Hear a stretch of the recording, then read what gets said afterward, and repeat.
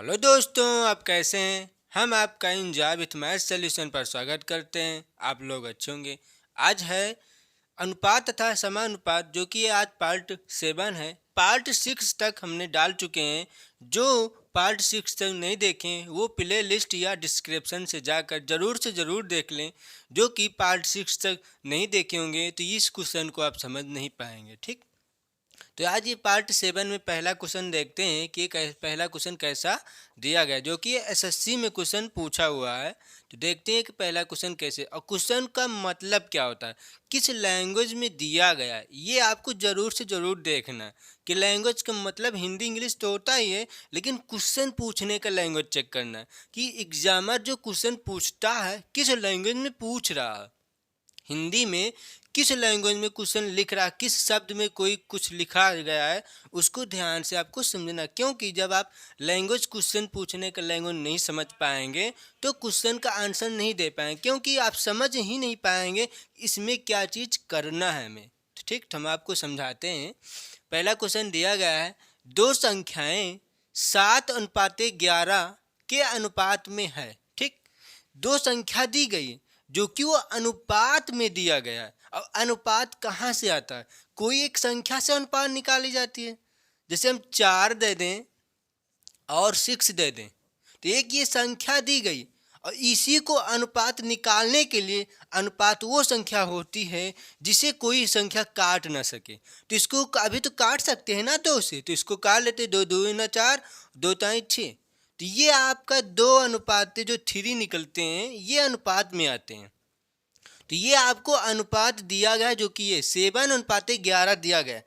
तो यहाँ पर ये दो जो दिया गया, जो कि ये 3 दी गई, तो ये संख्या नहीं है, ये अनुपात में दी गई। तो संख्या मालूम हमें करनी पड़ेगी। तो संख्या का मतलब होता है जिससे ये संख्या कट के आई, वो संख्या किससे कटी हमें नहीं मालूम है, तो उसे हम मानना पड़ेगा कि क्या चीज़ हम काटेंगे, उसमें क्या चीज़ कट चुका है, वो चीज़ हमें निकालने के लिए मानना पड़ेगा कुछ। ठीक, तो अब ध्यान से देखते हैं फिर से। दो संख्याएं 7:11 के अनुपात में है।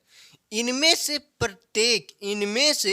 प्रत्येक में 7 जोड़ने पर इनका अनुपात 2:3 हो जाता है। समझ में आई ना? जो संख्या दी गई है पहले से, वो संख्या का अनुपात है। इसी अनुपात में 7 जोड़ने पर तो फिर दोबारा अनुपात हमारा तैयार होता है, नया अनुपात तैयार होता है, जो कि 2:3 हो जाता है। तो इनमें से छोटी संख्या कौन सी होंगी, हमें वो अनुपात वाली संख्या बतानी है कि कौन सी छोटी संख्या होगी। जैसे ये, तो इसमें छोटा क्या है, 4 है, और बड़ा क्या है, 6 है। तो सबसे छोटी संख्या 4 होगा कि नहीं? तो ये आपका अनुपात दी गई थी, तो इसको मान लेते हैं 2x। ये आपका 3 दिया गया है, तो इसको मान लेते हैं 3x। समझ में आई ना? तो जब इसको मानेंगे ऐसे तो ये एक संख्या में प्राप्त होगा, जैसे ये संख्या। समझ में आए ना? अब क्वेश्चन का मतलब आप लोग समझ गए होंगे। अब इसको लगाते हैं। ठीक, ध्यान से। तो दो संख्याएं दी गई है जो कि ये अनुपात में दिया गया। तो क्या हम यहाँ से लगाना स्टार्ट करते हैं? 7/11 लिख सकते हैं कि नहीं? क्योंकि जब अनुपात को हम भिन्न में चेंज करते हैं तो 7/11 आता है। ठीक, अब क्या कह रहा है, मैं इनमें से प्रत्येक में 7 जोड़ने पर, लेकिन 7 किस में जोड़ेंगे? संख्या में ना। तो हमें क्या मानना है? संख्या भी। तो ये जो 7/11 दी गई है ये क्या है? एक अनुपात वाली संख्या है। जो पहले से संख्या थी वह हमें नहीं मालूम, तो जो पहले से संख्या होती है उस संख्या को कुछ ना कुछ से काटा गया था।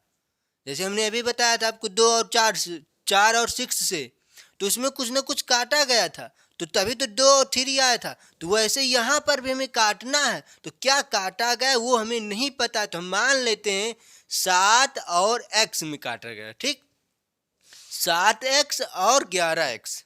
बात समझ में आई ना? अब उसमें क्या कह रहा है कि 7 जोड़ने पर, प्रत्येक में 7 जोड़ने पर, तो 7 इसमें हम जोड़ देते हैं।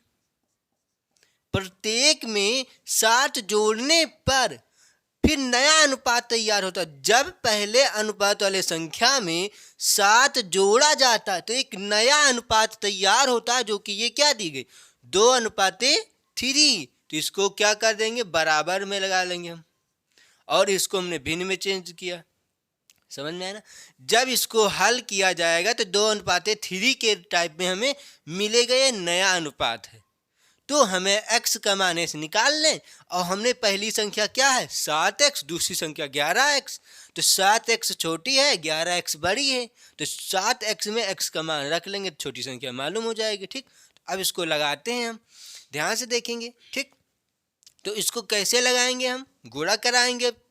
तो वज्र गुणन है तो कैंची गुणा होता है, इसमें कैंची गुणा करा लेंगे हम। ठीक, तो ध्यान से देखना, 7 त्रिक 21 x हो जाएगा, और प्लस 7 त्रिक 21 बराबर हो जाएगा 11 दूना 22x हो जाएगा, और 7 दूनी 14 हो जाएगा।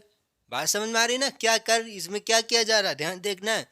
कैंची गुणा हो रहा, क्योंकि वज्र गुणन में सामने सामने संख्याएं काटी जाती है और कैंची गुणा होता है। समझ में आया ना। तो 7 त्रिक 21x प्लस में भी है, प्लस में भी, इसलिए चिन्हों का गुणा पहले ही कराना चाहिए। ठीक, तो ये भी प्लस, ये भी प्लस, प्लस प्लस का गुणा प्लस होता है, और 7 त्रिक 21 हो जाएगा। ठीक, अब इधर वाले कराते हैं, ये भी प्लस, ये भी प्लस, तो प्लस में ही आएगा, क्योंकि प्लस का गुणा प्लस के साथ कराते हैं प्लस ही आता है। तो 11 दूना 22x हो जाएगा, और ये 7 है, 7 दूनी 14x हो जाएगा, प्लस प्लस का गुणा प्लस ही रहता। अब x वाले को x वाले इधर कर लेते हैं। ये 21x माइनस में है, इधर आ जाएगा, इधर प्लस में था इधर आएगा माइनस में हो जाएगा 14, इधर प्लस में उधर जाएगा तो माइनस में हो जाएगा। ठीक, तो यहाँ पर क्या आएगा, 21 से -22 घटाना तो घटेगा नहीं, लेकिन घटा सकते क्योंकि ऋण में आएगा। तो क्या आएगा, x आएगा बराबर। अब यहाँ पर क्या आएगा, 11 से अब 21 से 14 घटाना है, तो 21 से 14 घटाएंगे तो कितना आएगा, 7 आएगा। और बड़ी संख्या माइनस में है तो हमारा बड़ी संख्या माइनस में आएगी। तो इधर भी माइनस इधर भी माइनस, तो दोनों को हम काट भी तो सकते हैं। ये वाले माइनस से ये वाला माइनस खत्म हो जाएगा आपका। तो क्या बच रहा है यहाँ पर, x बराबर 7, जो कि यही आपका क्या होगा, आंसर। ये आंसर नहीं है, आंसर ये x का मान आया है। ठीक, तो इसको हम अभी आंसर ना लिखेंगे। ठीक, अब क्या कह रहा था, और निकालने के लिए हो जाता है इनमें से छोटी संख्या कौन सी होगी। तो छोटी संख्या आपकी क्या है, 7x है ना। ये जो 7 11 था, ये 7 अनुपात के जो 11 दी गई है, ये एक अनुपात में संख्या दी गई थी, और जो पहले से संख्या थी वो हमें नहीं मालूम थी। तो पहले वाली संख्या हमने माना है 7x, और दूसरी संख्या माना है 11x। समझ में ना, उसी में 7 जोड़ा गया तो एक नया अनुपात तैयार हुआ, जो कि 2:3 में था, तो जो कि ये आपके लिखा गया है। समझ में ना बात। तो पहली छोटी संख्या यहाँ पर, अब यहाँ पर लिखते हैं छोटी संख्या। छोटी संख्या क्या है, 7x, और x का मान क्या आया है, 7 गुणे x का मान क्या है, 7 आया है। तो 7 7 49 होता है, ये आपका आंसर होगा। बात समझ में आई ना। आपके ऑप्शन में कौन सा ऑप्शन सही है, 49, जो कि बी नंबर आपका ऑप्शन करेक्ट है। समझ में आया ना। क्वेश्चन में कुछ नहीं किया गया है, ध्यान से देखना, फिर से आपको समझाते हैं। 7 और 11 में अनुपात दी गई, और जो कि पहले से ये अनुपात में, जो कि इससे पहले कोई संख्या होती है ना, क्योंकि संख्या को काट कर अनुपात में तैयार की जाती है। समझ नहीं ना बात, संख्याओं को काट दिया जाता तो अनुपात में तैयार होता। तो ये अनुपात में दी गई है, तो हमें संख्या मालूम करनी है ना। तो 7 किससे कट के आया होगा, या तो 7 14 से कट के आया होगा, या तो 49 से कट के आया होगा, या 21 से कट के आया होगा। इसी तरह से कोई ना कोई संख्या से कट के आई होगी ना ये 7। तो ये किससे कट के आई, यही चीज हमें बताना है यहाँ पर। तो किससे कटेगी ये हमें नहीं मालूम, तो हम मानेंगे क्या, x और 11x। और ये 7 किससे कट के आया था, 49 से। ये 7 किससे कट के आया है? 49 से। समझ में आई ना बात? अब बड़ी संख्या इसमें क्या हो जाएगी? 7 है 11, 11 सते 77। तो यहाँ पर लिख देते हैं बड़ी संख्या। बड़ी, यहाँ पर सिर्फ आपको छोटी ही संख्या निकालने के लिए कह रहा है, लेकिन हम बड़ी भी संख्या लिख देते हैं। बड़ी संख्या बराबर 77। अब ये जो 77 से 11 हमारे को मिला है, इसी 77 से 11 आया है। तो ये 11 किससे आया था? 77, इस 77 संख्या से 11 आया है। समझ में आई ना बात? तो ये आपका तो मेन आंसर ये है, लेकिन ये आपकी बड़ी संख्या, जैसे इसी में पूछ सकता था बड़ी, इनमें से बड़ी संख्या कौन सी होगी, तो ये भी आपका आंसर रहेगा। समझ में आया ना क्वेश्चन? अब हम नेक्स्ट क्वेश्चन पर देखते हैं। अब ये क्वेश्चन देखते हैं कि ये क्वेश्चन कैसा दिया गया है। क्वेश्चन को ध्यान से देखना है। पहला क्वेश्चन है, ये दूसरा क्वेश्चन है। दो संख्याओं के योगफल का, दो संख्या दी गई, उन दोनों संख्याओं के योगफल का 30% उनके अंतर के 40% के बराबर है। तद अनुसार बड़ी संख्या तथा छोटी संख्या का अनुपात कितना है? ये क्वेश्चन का मतलब हुआ। अब देखिए क्वेश्चन का मतलब क्या कह रहा, दो संख्याओं के योगफल का 30%, का मतलब गुणा होता है। समझ में आई ना बात? तो यहाँ से लगाना स्टार्ट करते हैं। ध्यान से देखना है, दो संख्याओं का योगफल, तो हम संख्या मान लेते हैं x धन y होगा। दो संख्या कह रही है ना, तो दो संख्या x धन y, ये दो संख्या हुई, का योगफल का 30%, तो का मतलब गुणा और 30%। समझ में आया ना? ये अभी 30% ही लिख रहे हैं, इसको हम चेंज भी कर सकते हैं, लेकिन आपको एकदम अच्छे से बताया जा रहा है। ठीक, ये होगा। अब आगे देखना और पढ़ते। 30% उनके किसके? इन्हीं के। जो 30% हो इनके, यही तो कह रहा है कि उनके का मतलब होता है इन्हीं दो संख्याओं को योगफल का 30% के। समझ में ना? उनके का मतलब इनके अंतर के, इन्हीं के अंतर के, ध्यान समझना, इन्हीं के अंतर के 40% के बराबर होता है। ये इन्हीं संख्याओं के अंतर के और 40% के, ये दोनों संख्याएं बराबर होती हैं। समझ में आई ना बात? तो अंतर के कह रहा, तो अंतर निकाल लेते हैं, x माइनस वाई। अंतर के 40%, तो का मतलब क्या होता है? गुणा होता है, और 40%। समझ में आई ना? फिर से देखते, दो संख्याओं के योगफल का अंतर 30%, तो ये हुआ।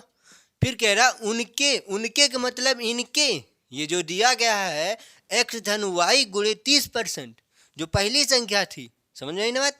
इनके अंतर के, इन्हीं संख्याओं के दोनों के अंतर के 40% के बराबर होता है। कौन? यही संख्या।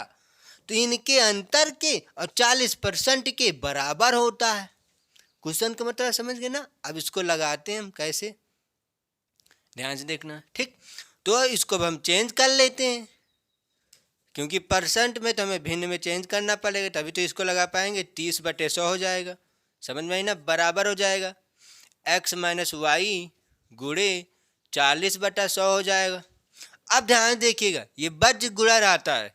बज्र गुणन में क्या होता है, जो सामने संख्या होती है वो कट जाती है। जैसे ध्यान देखना यहाँ पर कैसे, x/y बराबर x/y, तो ये बीच में बराबर का निशान है, ये भी एक भिन्न है, ये भी एक भिन्न है। तो सामने वाली संख्या को काट सकते हैं, सामने वाली संख्या को काट सकते, जो बचता है उसको कैंची गुणा कर लेते हैं। समझ में आया बात आपको? ठीक, सामने को काटी जाती है और जो बचता है उसको तिर्यक कैंची काट देती है। समझ आई ना बात? तो यहाँ पर x से x कट जाएगा, y से y भी कट जाएगा, लेकिन उसी हिसाब से हमने क्वेश्चन दिया। ठीक आपको? अब देखते हैं ये क्वेश्चन में हमने क्या बताया, तो सामने कट जाता है, तो ये भिन्न है ना, तो ये 100 से ये वाला 100 खत्म होगा कि नहीं? हो जाएगा। क्यों? क्योंकि ये संख्या गुणा में दी गई, इधर भी संख्या गुणा में दी गई, तभी काट पा रहे हैं। गुणा में तभी कटेगी, धन और घटाना में होता तो नहीं काट सकते। ठीक, फिर 40 गुणा में, इधर 30 भी गुणा में है, तो इस जीरो से ये वाला जीरो का काम खत्म। समझ आया ना बात। अब जो बचता है उसको अंदर गुणा करा लेते हैं। ये और क्या हो जाएगा, 3x हो जाएगा प्लस 3y हो जाएगा बराबर, इधर आएगा ये क्या हो जाएगा, 4x हो जाएगा माइनस 4y हो जाएगा। अब x वालों को इधर करो, y वालों को इधर को, क्यों, क्योंकि क्या बताना है, तथा छोटी संख्या बड़ी संख्या तथा छोटी संख्या का अनुपात कितना, जो कि अनुपात में दी गई। ये क्वेश्चन एसएससी में क्वेश्चन पूछा गया था। ठीक, तो हमें x को इधर बचाना, y को उधर भेज लेते हैं। 3x और इधर किसमें, प्लस में, इधर आएगा तो माइनस का 4x हो जाएगा बराबर, इधर क्या है माइनस का 4y है, इधर किसमें प्लस में उधर जाएगा तो माइनस 3y हो जाएगा। फिर अब इसको क्या करते हैं, घटा लेते हैं हम, क्या आएगा 3x से 4x जाएगा, इसका मतलब 3 आम से 4 आम घटाना है, तो आम आम से कट जाते तो क्या आते हैं, 4 आम से 3 आम घटा दो, कितना, एक ही आम तो बचेगा, तो एक आम का मतलब x। वो संख्या बड़ी, क्योंकि ये 4 आम है, ये 3 आम है, तो 4 आम ज़्यादा बड़ा होता, क्योंकि ओजन भी ज़्यादा होता, तो उसी को तो ओजन लिखी जाती है, तो बड़ी जात लिख लेते हैं माइनस बराबर। इधर भी करेंगे हम, क्यों, इसको क्यों घटाया गया था, क्योंकि यहाँ पर प्लस है, यहाँ पर भी माइनस, तभी उसको घटाया गया। यहाँ पर इधर माइनस में और इधर भी माइनस में, दोनों संख्याएं माइनस में है, तब जुड़ती कैसे, माइनस माइनस का गुणा प्लस होता है। समझ में आई ना बात। तो माइनस माइनस का प्लस होता है, जुड़ जाएगी तो क्या आएगा, 4 में 3 जोड़ेंगे तो 4 3 7 इमली, ये y का मतलब इमली हो जाता है। ठीक, तो 7 इमली, तो इमली नहीं है y है। ठीक, तो इसमें बड़ी जात लिखेंगे हम, क्योंकि बड़ी क्या है 4y है ना, तो इसकी जात क्या आएगी, माइनस आएगी। तो माइनस इधर भी है, माइनस इधर भी है कि नहीं, तो माइनस से माइनस काट भी तो सकते हैं, लोग काट देते, तो क्या बच जाएगा आपका, अब यहाँ पर x बराबर 7y, ये तो बचेगा। अब इसको यहाँ पर देखना है आपको, इस डिब्बे में देखिएगा, x बराबर 7y, ये तो चीज दिया गया है, तो इसको क्या करना है, अब हमें अनुपात में बताना है। तो अनुपात में बताने के लिए क्या किया जाता है, x बटे y को बनाइए ना, x बटे y के टाइप में बनाना पड़ेगा, तभी तो अनुपात में संख्या बचेगी। ठीक, तो x तो इधर है ही है, ये इधर y किस में, गुणा में है, बराबर किस पार आता है, भाग में आती है, इधर भाग में ले आते, इधर क्या बच जाएगा 7। और देखना इसके x के गुणांक में क्या है, एक होता है, किसी चर या अचर संख्याओं के गुणांक में हमेशा एक होता है। जैसे देखिएगा, जैसे इधर उदाहरण टाइम में आपको समझाते हैं, जैसे ये x लिखा है, इसके गुणांक में एक होता है, ये लिखा 100, इसके गुणांक में भी एक होता है। क्यों, क्योंकि इसको हल किया जाएगा 100 ही आएगा, इसको हल करेंगे तो 100 ही आएगा। समझ में आई ना, किसी चर संख्या किसी अचर संख्या के गुणांक में हमेशा एक होता है। समझ में आई ना बात। तो हमने x के गुणांक में एक है, तो ये x के गुणांक में एक, इधर गुणा में नीचे आएगा तो भाग में हो जाएगा, तो ये आएगा। समझ में आई ना बात। तो ये आपका निकल के आया, तो x का मान ये, अब x अनुपाते y, तो बराबर क्या हो जाएगा 7 अनुपाते 1, यही आपका क्या होगा आंसर। यही तो बताना है, छोटी संख्या तथा बड़ी संख्या का अनुपात। आपका आंसर जो कि कहाँ पर दिया गया 7 अनुपाते 1, जो कि सी नंबर का ऑप्शन सही है। क्वेश्चन समझ में आया क्या किया गया है, फिर से देख लेते हैं। दो संख्याओं का योगफल का 30%, दो संख्याओं का योगफल का 30%, समझ में आया ना।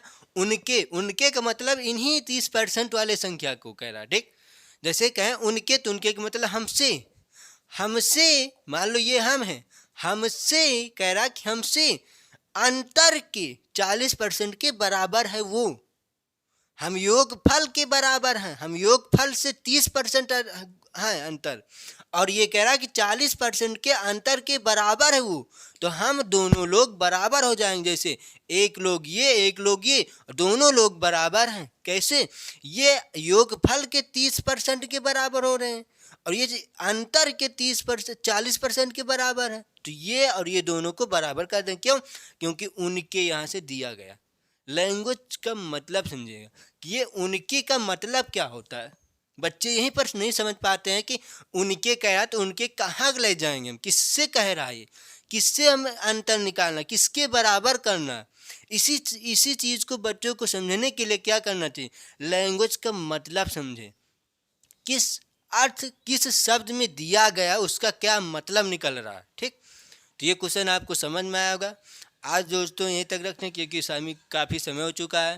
तो वीडियो आपको अच्छी लगी हो तो लाइक कर देना, शेयर कर देना और सब्सक्राइब कर देना। जिसने पार्ट 6 तक नहीं देखा है वो डिस्क्रिप्शन से या प्ले लिस्ट से जाकर पार्ट 6 तक वीडियो देख सकता है, और जितने चैप्टर वाइज वीडियो पढ़ा चुके हैं वो आपको डिस्क्रिप्शन में या प्ले लिस्ट में हैं, वहाँ से आप चैप्टर वाइज वीडियो पढ़ सकते हैं। ठीक, थैंक यू क्लास, जय हिंद, जय भारत।